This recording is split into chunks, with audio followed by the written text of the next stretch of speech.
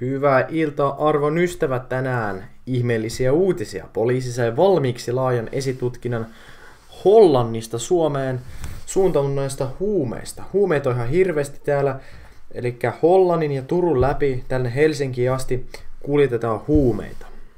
Kysehän on tällaisesta runsaasta 2 kilon huumesäilöstä ja yhteensä 250 000 euroa. Tästä on kyse, suuret määrät, paljon käyttäjiä. Tästä se määrä johtuu. Käyttäjiä on paljon, pitää paremmin vahtia turvallisuutta, sisäistä turvallisuutta. Ja Sipoossa 2 naista tunkeutui ryhmäasuntoon ja pölli rahaa ja pankkikortteja. Tällainen homma on suoraan Helsingin lähistöltä. Helsingin keskustankin lähistöltä voisi sanoa näin. Siinä on muutama kilometri. Poliisiuutiset.fi. Kaikki linkit löytyy alta, katsokaa ja tilatkaa myös kanava. No niin, aivan valtavasti on tullut uutisia Navalnysta. Mä en ole ehtinyt yhtään mitään kertoa, mutta nyt kerron kaikki lyhennettynä. Navalny myrkytetään, hän lähtee Saksaan, hän on siellä vähän aikaa, hän palaa Venäjälle. Saksassa hän ehtii tehdä monia videoita Putinista, joita se julkaisee, joita katsoo ihan 10 miljoonat ihmiset per video. Hän tulee Venäjälle, hänet pidätetään ja nyt hän julkaisi vielä suuremman videon. Ja kohina nousee ja Navalny pyysi ihmisiä lähtemään mellakoimaan hänen pyynnöstään. Että tällainen on asetelma, tosi raakaa settiä. Tutkikaa Navalnyä. Videot löytyy Navalnyn viralliselta YouTubelta. Joo, ja tässä on se video, jonka Navalny teki 5,7 miljoonaa. Niin kuin aivan paljon tässä nyt kesti 6 tuntia. Eli 1 miljoona näyttökertaa tunnissa. Näyttökerrat ei pysähdy mihinkään, koko maailma katsoo tätä kanavaa. 5 miljoonaa tilaajaa on hurja luku. Pankaa tekin tilaukseen. Täällä siis kerrotaan nyt Putinin elämästä ja urasta ja vähän kaikesta ja miten se omistaa. Todella pitkä filmi, en ole itse katsonut, mutta jokaiselle suosittelen Venäjää ymmärtävälle. Tekstityksistä löytyy englanti. Eli uskon, että moni ymmärtää englantia, niin siitä vaan. Haluaisin ihan omalta sydältäni muistuttaa jokaista feministiä. Koska kyllähän näissä humanitaarisen syyn maahan tulleissa muslimitaustassa tai muslimiyhteisöissä on aika voimakas tämmöinen patriarkaalinen kulttuuri vallitsee. Ja se on sellainen seikka, mistä mä en lakkaa hämmästymästä siitä, että suomalainen feminismiliike ja feministiliike ja naisasialiike, unionit ja nämä, ne ikään kuin kääntää sen, peittää katseensa siltä, katsoo läpi. Eli silloin kun on kyse islamista, niin jostain syystä feministiliike puolustaa sitä, vaikka kyseessä olisikin ihmisoikeuksia rikkova joku nyt tapaus. Eli jostakin syystä peitetään silmät, kun tulee paha asia, jos se koskee islamia jostakin syystä. No, sen takia, koska se on pelottavaa tällaisiin asioihin puuttua. Ja Atte Kaleva näistä asioista puhuu, muistakaa, katsokaa. Asia on tosi tärkeä. Linkit löytyy ylhäältä. Tällainen tunnin video. Sormien sitä, jos naisia tai seksuaalivähemmistöihin kuuluvia syrjitään silloin, jos tämä sortaja on muslimi. Silloin sitä kieltäydytään näkemästä. Ja tämä on kyllä ihmeellistä. Oletko sä huomannut tällaista kaksinaismoralismia? Joo, että tällaista on. Tämä on muuten vihreiden ehdokas. Miksi mä näytän teille tällaista, niin meikäläinen luki kirjan nimeltä Jihad ja terrori. Missähän se kirja voisi ollakaan? Kirja on kyllä, oli aika hyvä, 200-sivuinen Atte Kalevan kirja. Jokaiselle suosittelen helmet.fi, Jihad ja terrori. Tai kirjoitat vaan Atte Kaleva, tämän nimen tuonne, niin sieltä sitten löydät kirjan. Itsehän olen Atte Kalevan vaalitiimissä mukana. Hyvää porukkaa. Eteenpäin mennään vaan.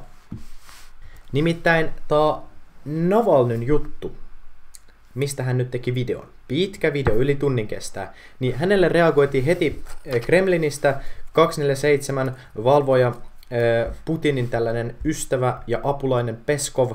Jos Peskovia vetää viiksistä, niin jokainen toive toteutuu, on sellainen sanonta Venäjällä. Niin hän kertoi, että Vladimir Putinilla ei nimittäin ole näitä kaikkia asuntoja, joista Navalny sitten puhuu täällä videon varrella. Ja onnittelen, demokratia voitti, kirkas taivas avautuu, sieltä tulee aurinkoa, nyt kaikki on onnellisia, Joe Biden pääsi virkaan ja nyt Joe Biden elää, Joe Biden auttaa Ukrainaa ja seuraavassa välilehdessä katsotaan, millä tavalla sitten Joe Biden Ukrainaa auttaa. Tämä on aivan mahtava mies. Hän ilmastosopimukseen menee takaisin mukaan ja alkaa konflikteja ratkomaan ja Ukrainaa auttaa ja tekee hyviä tekoja. Ei ole Vladimir Putinin ystävä kautta pentu. Kun Biden onnittelee Ukrainaa itsenäisyyden 89. vuosipäivää, niin hän lupasi presidenttinä tehdä Kremlinille selväksi sen, että Kremlinin Putinin on lopetettava hyökkäyksensä Ukrainan alueelle.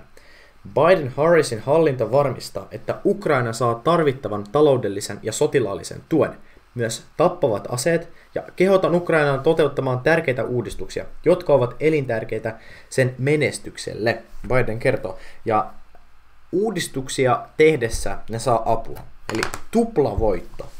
Se motivoi niitä tekemään. Sotilaallinen apu, korruption vastaisen uudistuksen alainen, eli silloin kun sä teet uudistuksen, sä saat sotilaallisen avun. Perussäännöt. Ne on tällaisen Amerikan ja Ukrainan välisiä kulmakiviä. Demokratian kulmakivet.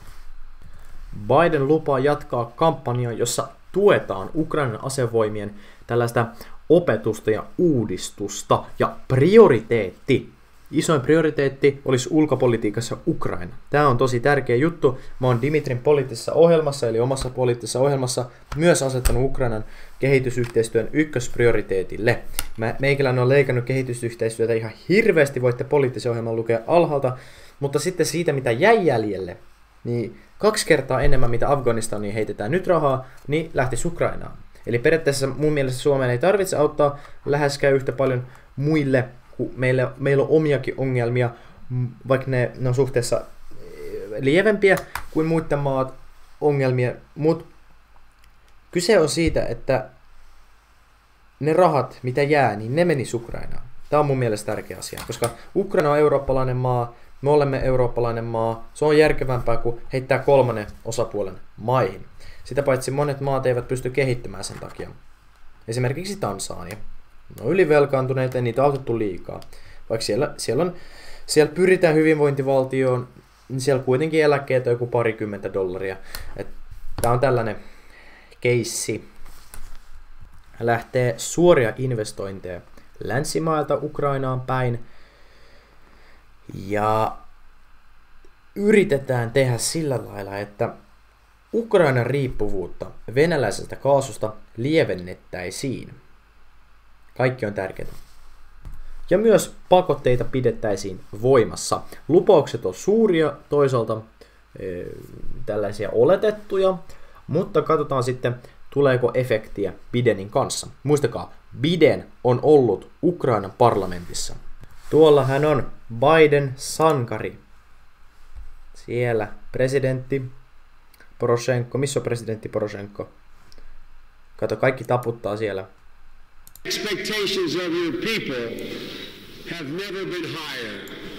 Tuolla on presidentti Poroshenko, tuolla on Biden. Se vaan tuli ja kertoi tulevan auttavan tätä maata. Hän on aito Ukrainan kaveri.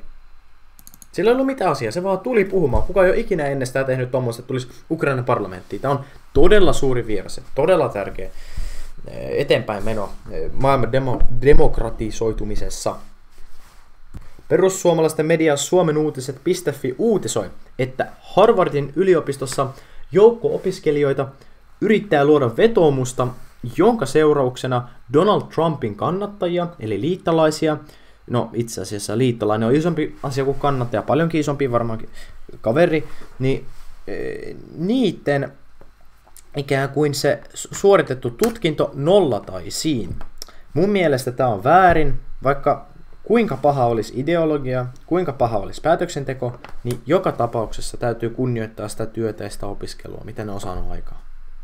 Lakimies ja emeritusprofessori Alan kertoo, että se on laitonta ja erittäin moraalitonta kumota entisiltä opiskelijoilta tutkinto perustuslain turvaamien oikeuksien käyttämisestä pelkästään presidentin tukemisen takia. Niin kuin mä sanoin, se on juuri näin. Kaikki me tuomitsemme, mitä Yhdysvallassa tapahtuu, mutta ei mitään tutkintoja pois. Se on este maailman niin sanotulle education progressille.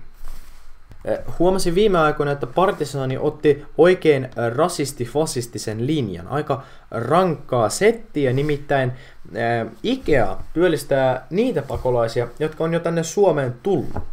Ja jostakin syystä Partisaanin täytyy nyt kiusata heitä ja kutsua heitä niin sanotuilla, no saanko mä nyt sanoa ääneen, rotumuukalaisilla. Meillä on tietenkin tässä nämä sulut, niin ei se haittaa.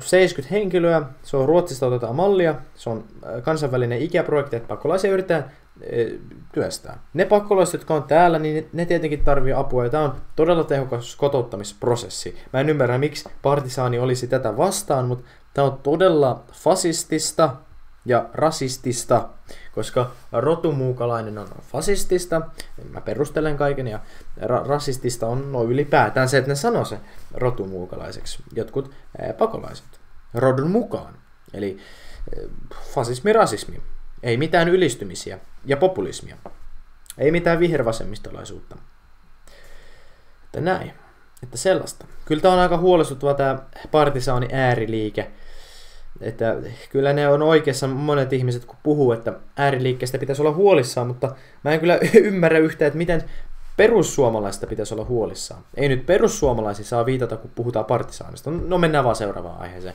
Mennään asian ytimeen. No, asian ydin on taas, että tässä ylistetään ihmistä mustaksi, koska hän on antifa, niin heitä kiinnostaa tämä asia, että tällaista levittelee. Ei tähän jaksa perustua. Okei, ilmeisesti Antifa oli valloittamassa Capitolia. Rakennus tulisi hänen mukaan sytyttää palamaan. Okei, kuulostaa aika valemedialta, että vasemmisto yritti vielä pahemmin tuhota kuin sitten trumpilaiset. Eihän heillä ole mitään syytä tuhota. Mutta okei, informaatiolla on saatu. Katsojat voivat itse päättää, uskovatko he tällaista informaatiota vai eivät. Teidän valinta, ystävät. Nostakaa punaista korttia, jos jokin on vialla. Kommenteissa puhutaan sitten.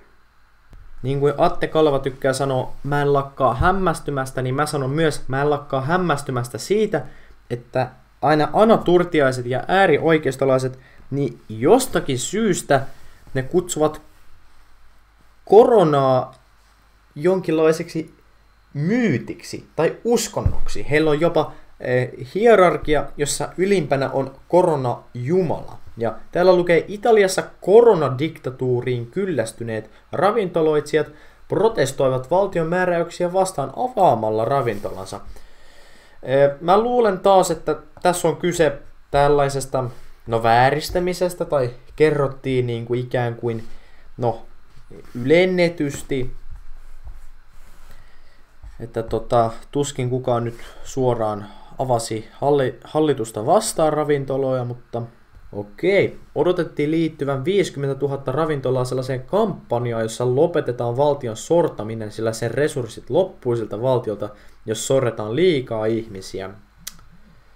Okei, ja mielenosoituksia on ollut 10 000 ihmisellä. Jaha, ja on ollut 500 ihmisen vastamielenosoitus. Mutta vastamielenosoittajat, jotka osoittavat protestien puolesta, eli koronan olemassaolon puolesta, ovat 500 hengen porukassa. Erikoista. Heitä ei kiinnosta turvavälit tai mikään. No joo, tää on Partisaani. Mennään vaan seuraavaan. Mutta toi voi olla totta. Te valitsette, onko totta vai ei. Tää on epäilyttävä sivusto, mutta se on ytimekäs ja siinä on tärkeimpiä aiheita. Ja siitä tulee keskustelupohjaa. No niin, Pfizerin rokote tappoi ehkä 10 ihmisiä Norjassa. Taas tämä on Partisaani, tämä ei ole Yle. Katsokaa kritiikillä, lähdekriittisyys, kaikki on tärkeää. Pfizerin koronarokotteet epäillään johtaneen ainakin 13 uuteen kuolemaan ja mahdollisesti 2-3 kuolemaa. Luku luultavasti nousee tulevaisuudessa, kun rokotetta piikitetään yhä useampiin ihmisiin. Tosi halventavalla sävyllä kirjoitetaan, että kuolemat nousee, kun piikitetään lisää. Mä luulen, että tässä on taas vähän ylistetty, että todellisuudessa ne ihmiset olisi muutenkin kuollut, josta ei muusta. Että se on vaan tällainen tilastollinen leikkaus ja partisaani tuomitsee omalla tavalla, tai sitten edelleen te päätätte, partisaani on saattanut kertoa niitä asioita, joista valtamedia yrittää olla hiljaa tai yrittää sanoa toisin sanoin, jotta ei nousisi kohua, koska valtamedia on valtion omistama ja bla bla bla.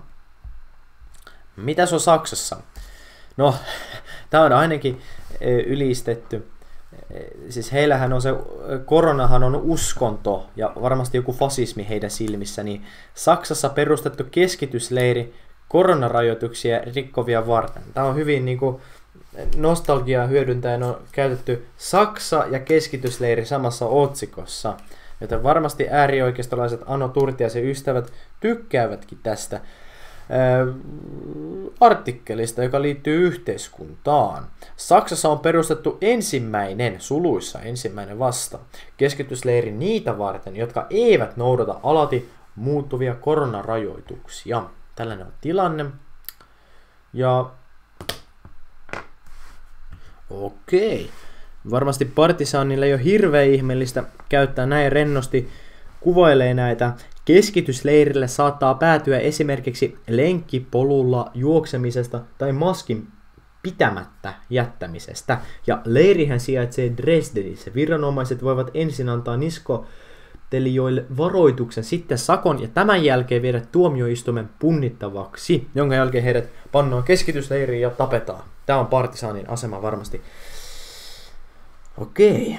Miten pitkiä aikoja leirillä tultaisiin viettämään, siitä ei ole tietoja. Rajoitukset muuttuvat koko ajan, joten, ja tämän sanoin teille jo. Moni on kysynyt vakavissaan, eikö Saksassa ole kokemusta keskitysleireistä? No, kyseessä ei ole se keskitysleiri edelleenkään. Saksa on vuosikymmeniä pyydellyt anteeksi mainettaan erilaisten leirien ylläpidosta, viitaten Hitleriin ilmeisesti, mutta nyt maa perustaa leirejä niitä varten, jotka kehtaavat ulkoiluttaa koiransa tai käydä lastensa kanssa pulkkamässä ilman viranomaislupia. Ja RT kertoi ensimmäisenä. Siis onko RT nyt se venäläinen vähän niin kuin venäläinen Yle, RT? Kyllä on hyvä, kun partisaani vielä venäläiseltä ottaa saksalaisvastaista propagandaa. Niin kuin aivan luotettavin lähde. Tämä oli ihan semi-ok vielä kuukausi sitten, mutta nyt kärjistyy vähän liian pitkälle. Kiitos kaikille, ketkä videon katsoivat. Tilatkaa te kanava, laittakaa likejä pystyyn. Videoita tulee lisää. Kirjoittakaa kommentteihin. Jokainen sun kommentti on vaikuttava. Mä voin vastata siihen tosi nopeasti. Mä likeen sen vielä sen lisäksi. Ja sinne voit laittaa ehdotuksia. Tai voin kertoa jostain sun pyynnöstä. Ihan mitä vaan. Kommentteja tulee, videoita tulee. Liket on myös tärkeitä. Kiitos kaikille, tilatkaa kanava, moro!